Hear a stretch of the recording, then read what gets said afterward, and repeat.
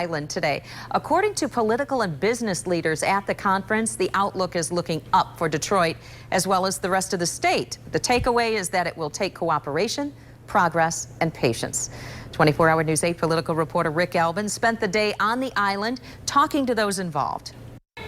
Over the decades here on Mackinac Island during the Detroit Regional Chamber's annual get-together, the attitude has ranged from cautious optimism to downright despair. But this year, like the past couple of years, it is much more optimistic. Things in Detroit for some are turning around, they say, although it will take some time. What is the attitude towards Detroit and its future?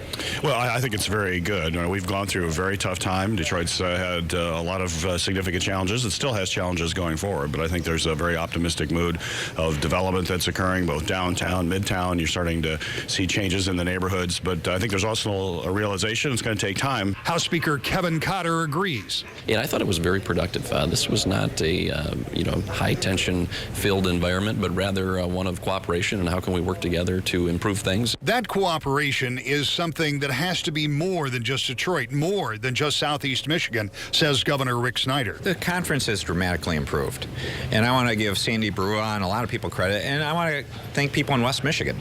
This is much more a statewide event and much broader than the business community now, and I think that's very helpful. Meeting wraps up here today on Mackinac Island with the topics of conversation to be implemented over the next year or so, or at least that's the idea. But there is one big idea that comes out of the island that is far from settled, and that's what happens next with Michigan roads. Tonight at 6 o'clock, more on that.